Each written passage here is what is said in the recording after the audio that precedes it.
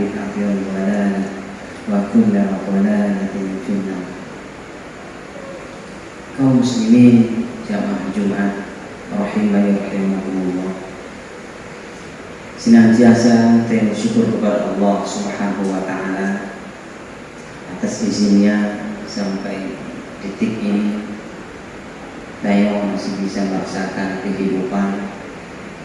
Kita masih diberikan umur, kesempatan, kesehatan, dan hari ini sama-sama kita bisa berkumpul di masjid yang mulia ini dalam rangka menjalankan kewajiban kita selaku hamba, yakni sholat Jumat secara berjamaah. Kemudian kita bersolawat kepada Rasulullah Nabi Muhammad Sallallahu Alaihi Wasallam. Beliau merupakan teladan kita dunia dan akhirat, dan mudah-mudahan Allah Subhanahu Wa Taala memilih kita termasuk pengikut Rasulullah, pengikut Nabi Muhammad, pengikut yang setia hingga hari kiamat kelak. Kaum muslimin jamaah Jumat yang mudah-mudahan dimuliakan Allah Subhanahu Wa Taala, dan khatib tidak bosan-bosannya mengajak kita semua agar selalu bertakwa dan meningkatkan takwa kita kepada Allah Subhanahu Wa Taala dengan menjalankan perintah-perintah Allah dan menjauhi larangan-larangannya. Kaum muslimin jamaah Jumat yang mudah-mudahan dirahmati Allah Subhanahu Wa Taala, disebutkan dalam sebuah hadis mulia, yang hadis ini diriwayatkan Imam Abu Dawud, Imam At-Tirmidzi, Imam An-Nasa'i, dan Imam Ahmad bin Hanbal. Hadis dari sahabat Abdullah bin Abbas radhiyallahu anhu, di mana Rasulullah Nabi Muhammad sallallahu alaihi wasallam bersabda, "Ma min ayyamin al-amal as-salihu fiha ahabbu ila Allah min hadhihi al-ayyam." يعني أيام العشر. قال يا رسول الله ولا الجهاد في سبيل الله؟ قال ولا الجهاد في سبيل الله إلا رجل خرج بنفسه وماله من ذلك بشيء فلم يرجع من ذلك بشيء. Kaum muslimin jamaah Jumat dirahmati Allah Subhanahu wa taala, ma min ayyamin al-amal salihu fiha ahabbu ila Allah. Tidak ada satu hari pun amal saleh yang dilakukan yang lebih dicintai oleh Allah Subhanahu wa taala melainkan di 10 hari pertama bulan Hijjah, yakni ayyam al-ashr, di 10 hari pertama bulan Hijjah. Qal, para sahabat bertanya, ya Rasulullah, walal jihadu fi sabilillah? Apakah juga termasuk jihad di jalan Allah? Qala walal jihadu fi sabilillah, ya termasuk juga jihad di jalan Allah Subhanahu wa taala. Illa rajulun kharaja bi nafsihi wa malihi, kecuali dia berjihad di jalan Allah Subhanahu wa taala, dia keluar, ya, dia berperang di jalan Allah Subhanahu wa taala, falam yarji' min dzalika bisyai'in, dan dia tidak kembali. Artinya dia meninggal atau mati syahid. Kaum muslimin jamaah Jumat dirahmati Allah Subhanahu wa taala. Dari hadis ini Rasulullah Nabi Muhammad sallallahu alaihi wasallam berbicara tentang keutamaan bulan Dzulhijjah. Keutamaan 10 hari pertama di bulan Dzulhijjah. Sengaja hari ini kita angkat hadis ini karena kita sudah berada di hari-hari terakhir bulan Dzulqa'dah. Artinya sebentar lagi kita memasuki bulan Dzulhijjah. Ya, hari Ahad atau hari Senin mungkin sudah masuk tanggal 1 Dzulhijjah. Ini hitungan hari. Artinya kita paling tidak mendapatkan informasi, ya edukasi, penjelasan bahwa di sana ternyata ada hari-hari yang lebih mulia. Ada hari-hari di mana tatkala kita melakukan amal soleh itu lebih dicintai oleh Allah Subhanahu wa taala melainkan di hari-hari yang lain. Sebagaimana halnya kita mengetahui tentang keutamaan bulan Ramadan. Ya, kira-kira sebelum Ramadan masuk kita sudah baik disampaikan informasi pesan-pesan tentang keutamaan Ramadan. Agar kita ketika Ramadan masuk kita sudah ada persiapan. Ada amal soleh yang kita siapkan untuk kita lakukan. Begitu pula hal ini kaitan dengan masalah bulan Dzulhijjah. Ya, urangnya dia mantang di akhir. Mungkin urangnya tanggal 27 yang salah. Ya, mungkin orang Ahad atau resminya kaitan dengan tanggal 1 Dzulhijjah. Kaum muslimin jamaah Jumat dirahmati Allah Subhanahu wa taala. Nah, ternyata hadis ini Nabi menyampaikan kepada kita tentang keutamaannya. Ya, ma min ayyamin al-amalu shalihu fiha ahabbu ila Allah min hadhihi al-ayyam. Ya, tidak ada satu hari pun yang mana amal soleh yang dilakukan itu lebih dicintai oleh Allah Subhanahu wa taala melebihi hari-hari yang lain. Ya. Maka ada juga ayat yang berbicara tentang keutamaan bulan Dzulhijjah, 10 hari bulan Dzulhijjah, itu surah Al-Fajr. Wal fajr wa layalin 'ashr. Ayat yang kedua. Ya, dan 10 malam di bulan Dzulhijjah. Al-Imam Ibnu Abbas yang menafsirkan maksud wa layalin 'ashr ya 10 hari di awal bulan Dzulhijjah. Ya, ini juga pendapat ya, yang dipilih oleh Imam Ibnu Rajab Al-Hambali rahimahullah. Ya, ini lebih tepat ya kata beliau, kata Imam Ibnu Rajab ialah tafsiran yang mengatakan bahwa 10 hari pertama di bulan Dzulhijjah pada ayat yang kedua di surah Al-Fajr itu lebih tepat.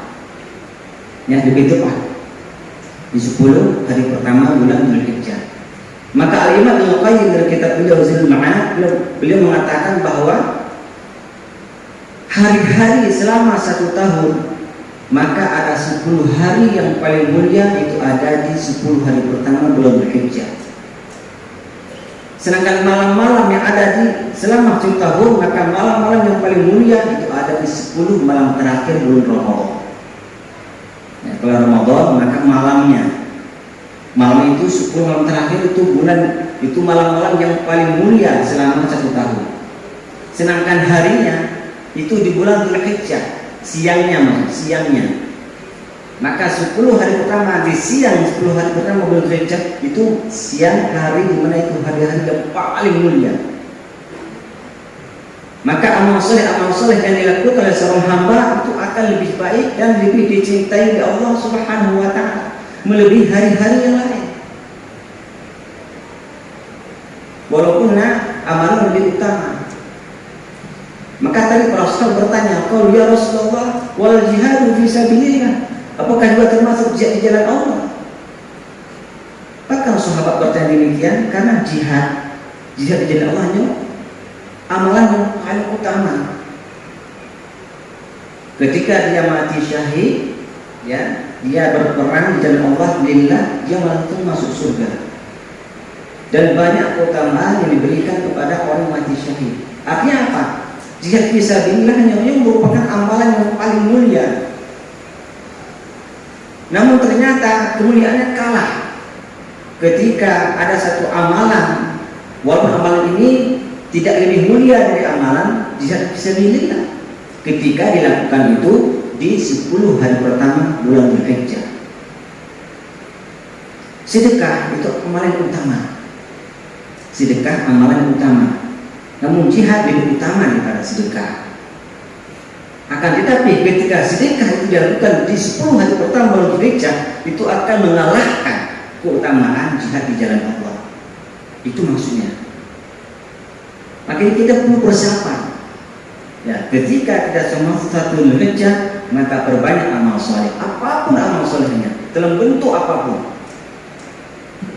Maka nanti akan kita sampaikan beberapa amalan yang dilakukan oleh Rasulullah di 10 hari pertama bulan Dzulhijjah.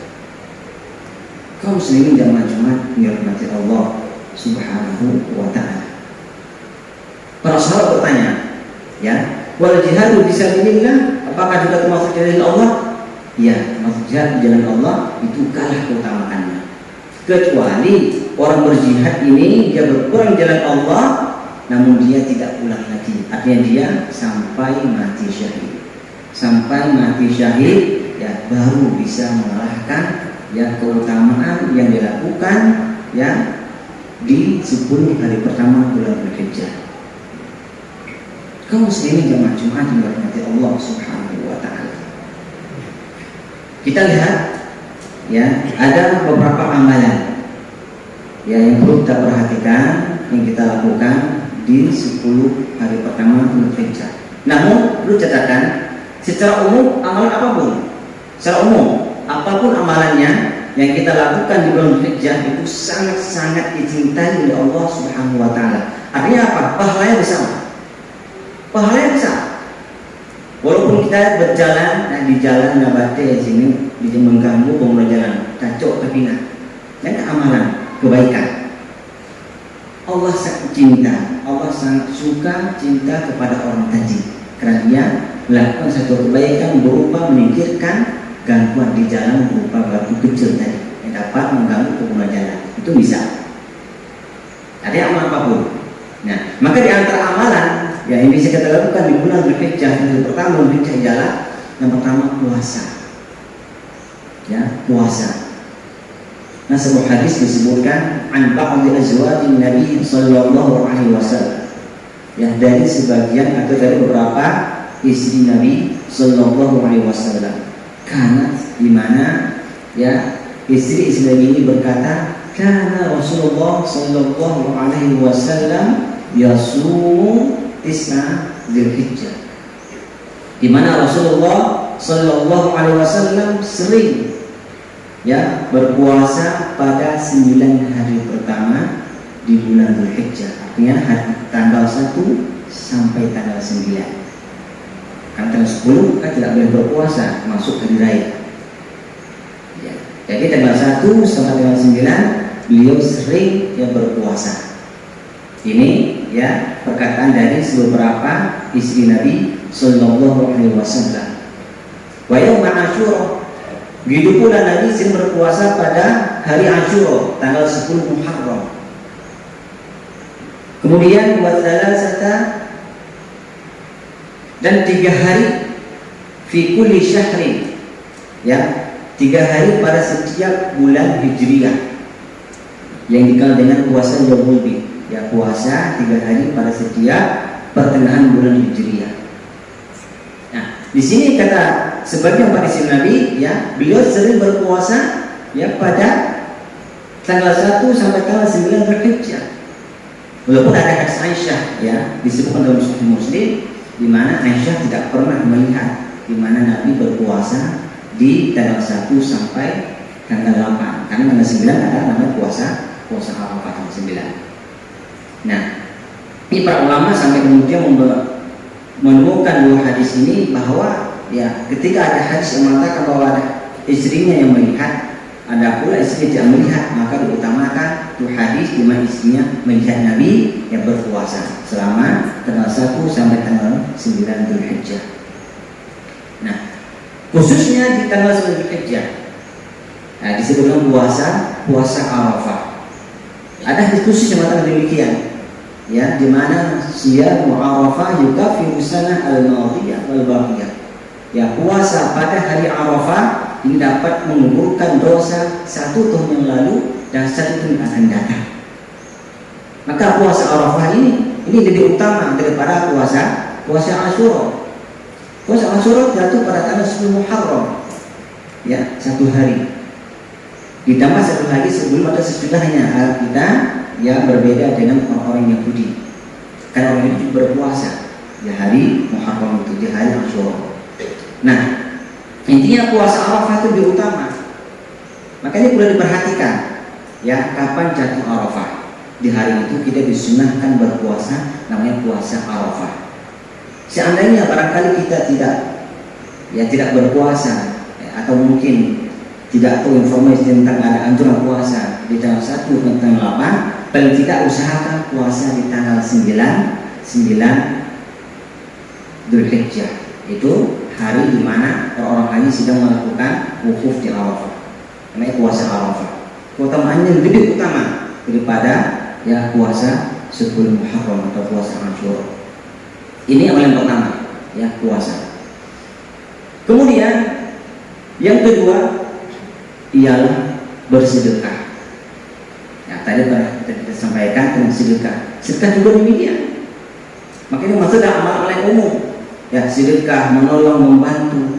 Ini begitu amalan yang bisa kita lakukan di 10 hari pertama bulan Dzulhijjah. Nah, kemudian yang ketiga ialah takbir. Takbir, tahlil, berzikir, berdoa dan seterusnya.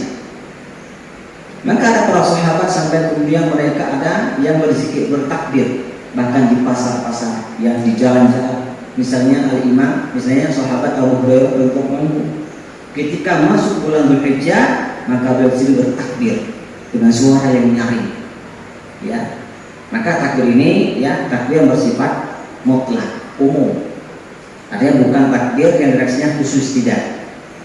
Kecuali kalau sudah masuk tanggal 8 Dzulhijjah, tanggal Dzulhijjah sampai hari tasyrik tanggal 13 akhir, atau di menjelang akhir tanggal 13 Dzulhijjah, di situ ada takbir khusus. Itulah takbir yang sering kita baca di hidayah. Allahu Akbar, Allahu Akbar, la ilaha illallah sampai selesai. Itu masuk takbir khusus. Takbir muqayyad dikhususkan. Sedangkan di hari pertama sampai hari 8 atau hari ke-7 takbir yang mutlak, bebas. Allahu Akbar, silakan. Lagi diperbanyak. Dan harus beda daripada hari-hari di luar bulan Dzulhijjah. Nah, ini cara kita, di antara cara kita untuk memuliakan bulan Dzulhijjah. Kemudian apalagi di sana ada namanya berkurban. Kurban. Tentu kurban ini sudah banyak dijelaskan para ulama kita tentang syarat-syarat sah berkurban. Di antaranya tentang binatang yang dikurbankan, yang menjadi hewan kurban. Dikhususkan. Itu ada binatang ternak, kambing atau domba, kemudian ada sapi, terus onta. Maka tidak bisa kita berkurban dengan selainnya. Misalnya ingin kurban dengan manuk, dengan itik, karena kita dikhususkan, binatang sudah dikhususkan. Nah, ini masuk dalam syarat sah. Artinya tidak sah kita berkurban menggunakan ayam potong, ayam kampung, tidak sah. Harus dengan binatang-binatang tadi. Kemudian sisi umurnya juga diperhatikan. Untuk kambing minimal umurnya 12 bulan penuh. Yang pakai kebiri, domba, mereka 6 bulan minimal, 6 bulan penuh. Yang terkurung pun pakai kebiri, umur atau membeli, maka tidak sah. Harus minimal 6 bulan. Minum kambing 12 bulan penuh. Dia kadang situan penuh. Mungkin 12 bulan, belum silahkan. Untuk sapi, umurnya minimal 24 bulan, artinya 2 tahun penuh.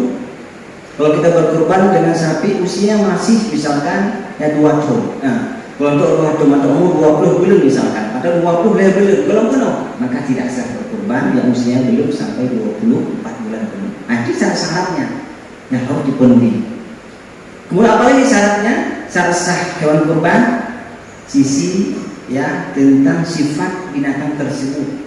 Artinya binatangnya kambing atau sapi, anjing buta, anjing pincang, anjing capi, anjing sakit, dan anjing kurus, pijuk, benar aso yang tinggi, benar aso dan terlihat memang sehat. Nah, ini syarat-syarat dari hewan tadi. Kemudian apa lagi? Orang yang berkurbannya, hewan kurban ini miliknya. Kan ada kok, kayak selain hasil curian, hasil perampokan, hasil curian cok kurban, maka tidak sah. Harus milik, murni miliknya sendiri. Termasuk syaratnya apa lagi? Di hewan kurban tadi tidak ada hak orang lain. Ya, tapi betul-betul haknya murni. Karena bisa jadi ya, ada di situ ada hewan warisan, artinya macam warisan, golong kebagi. Nah, lumul monggo golong bagi nah, macam hak rame-rame, golong jelas. Maka najuk tak turun lah apa? Anjir, karena macam hak rame-rame golong jelas. Maka jelas bagikan dia sampai jelas hak mana hak saya dan hak dia sudah jelas baru bisa berkorban. Artinya hak kepentingan penuh ada di ya orang tadi ingin berkorban. Artinya tidak ada campur hak orang lain. Jadi satu lagi, termasuk syarat sah berkorban apalagi berkorban di hari-hari yang sudah ditentukan. Itu mulai setelah sholat hari raya. Andai berkorban sebelum selesai idul raya, sebelum selesai sholat raya, atau sebelum mulai sholat raya, maka korbannya tidak sah. Semayang deh, kali baru bayi menyembelih. Hari terakhir pada sampai helah tanggal helah Dzulhijjah, sampai ke asar tanggal helah Dzulhijjah sebelum iqamah waktu maghrib. Menaik iqamah maghrib maka tanggalnya berubah menjadi tanggal 14, maka tidak sah lagi yang menyembelih hewan kurban. Jadi itulah nawatin sekitar pura untuk tayang menyembelih hewan kurban. Namun hari yang paling utama itu di hari yang pertama, hari di mana ya adanya atau dilakukan sholat Hari Idul Adha. Jadi ini di antara beberapa amalan yang bisa kita lakukan di 10 hari pertama bulan Dzulhijjah. Dan apapun amal soleh yang bisa lakukan di 10 hari pertama bulan Dzulhijjah. Kenapa? Karena Allah lebih cinta kepada amalan tadi dan orang-orang yang mengamalkan apapun kebaikan yang kita lakukan di 10 hari pertama bulan Dzulhijjah. Aku qouli hadza astaghfirullah li wa lakum innahu huwal ghafurur rahim.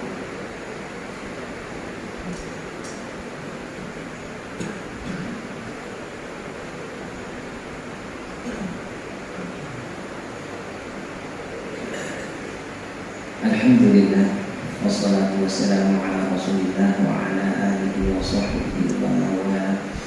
Asyhadu an la ilaha illallah wahdahu la syarika lahu wa asyhadu anna Muhammadan abduhu wa rasuluh.